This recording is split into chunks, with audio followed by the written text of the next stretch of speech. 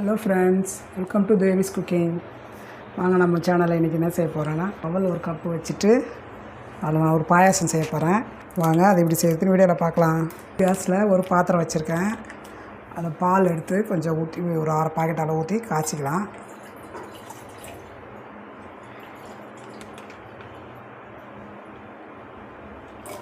ஊற்றியாச்சு. இப்போ இதில் ஒரு 1/4 டம்ளர் அளவு தண்ணி ஊற்றிக்கலாம். ஸ்டவ் பற்ற வச்சு பாலை ஃபஸ்ட்டு காய்ச்சிக்கலாம். பால் எடுத்து பக்கத்து ஸ்டவ்வில் போட்டேன். பாருங்கள், இதில் 1 கப்பு அவல் எடுக்கிறேன். இந்த கப்பில் 1 கப்பு அவல், தட்டை அவல் தான் இது, மெலிசாக இருக்கும் அந்த அவல். இந்த பாத்திரத்தில் போட்டு நல்லா 2 தடவை தண்ணி ஊற்றி வாஷ் பண்ணிக்கலாம். எப்படி இருந்தாலும் அவலில் தூசிலாம் இருக்கும். பாருங்கள், 2 தடவை நல்லா வாஷ் பண்ணியாச்சு. இப்போ இதில் நம்ம 1 டம்ளர் அளவு தண்ணி ஊற்றிக்கலாம். இது 2 நிமிஷத்தில் வெந்துடும். அவள் டைம் எடுக்காது. பற்ற வச்சு வேக வச்சிடலாம்.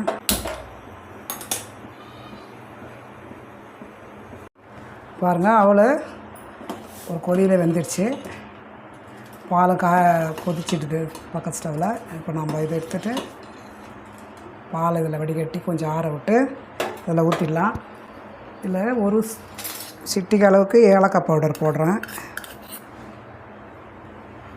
ஒரு 1/4 ஸ்பூன் கூட இருக்காது. ஏலக்காய் சர்க்கரை வச்சதுனால இந்த அளவுக்கு போடுறேன்.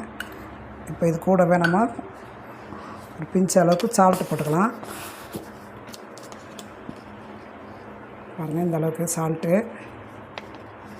இதை அப்படியே கலந்துட்டு இறக்கிடலாம். இது அவல் நல்லா வெந்து கரெக்டான இதில் வந்துடுச்சு. பக்கத்தில் நம்ம இதில் பால் தான் ஊற்றணும், ஆற விட்டு. இது நம்ம தாளிச்சிக்கலாம். முந்திரி போட்டு பாருங்கள், ஒரு கரண்டி வச்சுருக்கேன். நம்ம அதில் 1 ஸ்பூன் நெய் போட்டுக்கலாம். முந்திரி ஒரு 5-6 முந்திரியும் இதில் போட்டுக்கலாம்.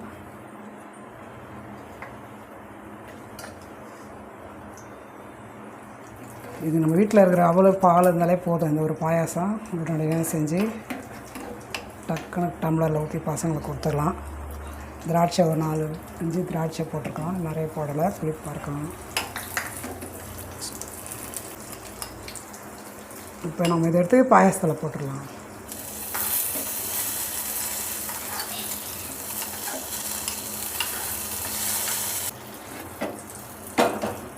தாளிச்சாச்சு. நம்ம சர்க்கரை போடலை, சர்க்கரை போட்டுடலாம். பாருங்கள், இது ஒரு சர்க்கரை, ஒயிட் சர்க்கரை தான் நான் போடுறேன். உங்களுக்கு நாட்டு சர்க்கரை வேணுனாலும் நீங்கள் போட்டுக்கலாம். இந்த ஒயிட் சர்க்கரை நம்ம இதில் ஒரு சின்ன கப்பால் போடுறேன். இதில் நம்ம போட்டுக்கலாம். இப்போ பால் வடிகட்டி இதில் ஊற்றிடலாம்.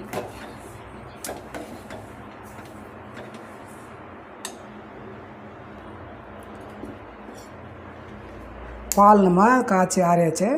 வடிகட்டி நம்ம கொஞ்சம் சேர்த்துக்கலாம் தேவையான அளவுக்கு.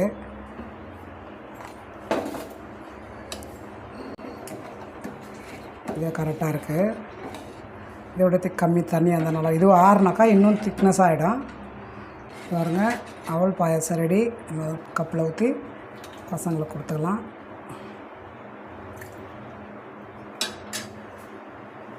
சூப்பரான அவல் பாயாசம் ரெடி. உங்களுக்கு இந்த வீடியோ பிடிச்சிருந்தால் லைக் பண்ணுங்கள், ஷேர் பண்ணுங்கள், சப்ஸ்கிரைப் பண்ணுங்கள், ஃப்ரெண்ட்ஸுக்கும் ஷேர் பண்ணுங்கள். நெக்ஸ்ட் வீடியோவில் சந்திப்போம். அது வரைக்கும் பாய்.